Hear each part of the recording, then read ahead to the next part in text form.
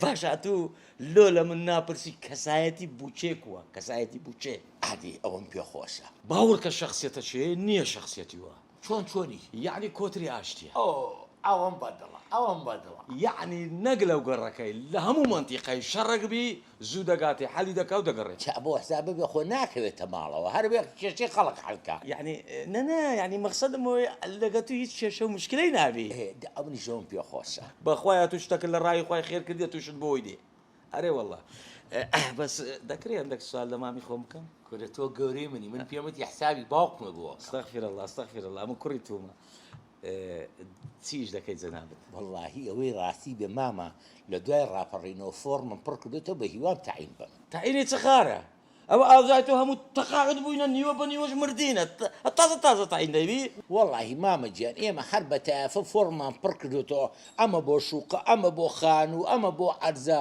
چەند جارێکی ژینیان بۆ کردوین لیژنیان بۆ گرتوین. خاری خۆمە تو بە تەمای فۆرم و لوجنەبی بەخوای دەستن لێبشەوە فت دوای حکوومەت دەتووی کوتەعین دەکە کاکە ئەو هەموو گەنجە هەیە ئەو هەموو گەنجە خەریزەیە وا ئیش لە ماڵێکەتینا لۆوان تەعین ناکە لۆ پیرە مەڕەشوەشت و یعنی ببوورە مەقسەدم لە تەمەنەکەت دێ سپاسی ئەو ڕۆشنبیریە دەکەم. بەس باشە یعنی ئەتو ئەو هەموو فۆرمەی پڕ دەکەی ئەتو مەقسەدت دەیە حەزت لە چێ تەعین بی یعنی وەڵی مامە ئەوەی ڕاستی بێ ئەخیر فۆرمم کە تەقدیم کردووە بۆ سکەی قیتار. الله ئەکبەر سقی قیتاری هیندستان نەبا بەهی کوردستان.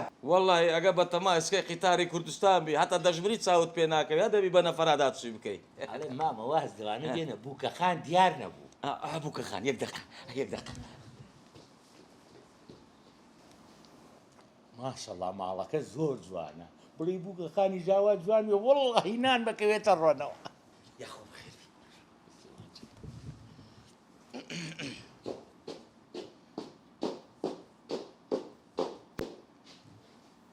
مامە ئەو شەخشە چی بوو؟ نا هیچ نییە ئەوە ئەتوو شەرمێ دەکەی بڕە قەلەقی لۆی واز دەکەی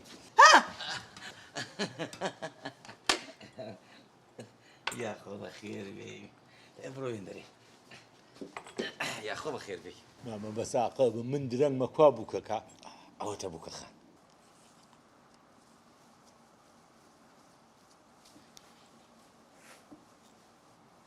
کورە ئەوە نییە مامە بۆ خاتی خوا من کچێکە لە فەیسبووکەکەی موالی دینەوە دووە ناوی کچە جوانچیلەیە. ئەوە کچە جوانچیلە ڕسوی چێ دانایتە سەر فەیسبووکت کچە ئەکتەرێکی تورکی کورە مامە بۆ خاتی خوا گەنجی چییە ئەمە شەڕی چاڵدێرانی لە بیریە. ئێو کات و داهاتێ داخوازی لۆوەی ئەوە بووکە ئەوە تەواو نابێ کاکە گیان قوربانت دەبم مامە خارە چاوەکە قوربان دەبم دەزانی چیە لە بە خاتری من ئەوە هەلۆ خۆت بوو نامەوێت کاکە من بە قوربانی تۆ بم نامەوێت کوڕە دەستت باز دەکەم بەساقە بەخوا نامەوێت. یەک سوال لێ دەکەم یەک سوال ئەتو چی حەجێ نەوەڵڵا دەزانی چیە ئەوەی بخوازە مەڕۆ حەجێەوە بە حەزە چیە کاکە نامەوێت باشترین حەفلە لۆ دەکەم کاکە نامەوێت باشترین گۆرانی بێژن لۆ دەینم نامەوێت کوڕە کو ناتەوێت دەبی بتەوێت تازە شانی بەشارت کە دیار دەبی بخوازی حەلە بە زۆرە نامەوێت. کوڕە بابە لۆوەت کردێت لۆ دەرگای بەختت کرابەوە بە ڕزمەچی ئەکتەرێکی کچەچی تورکی ئەو قە دەرکایت خەپات کرد لۆ کاکە منە ڕۆمە قبنێوە سەرەوانەوە تا تەعین نەبم ژن ناهێنم. والله یە قسەتان پێ بڵێم هەتا ئەتوو بە تەمای تەعینی بی ئەوەش بە تەمابی بە ڕسمی کچە ئەکتەری تورکی مێردی بکە بە خودای ناتوژنی دەینی ناوە مێردی دەکا پێکەنە شێستی مانجەیە.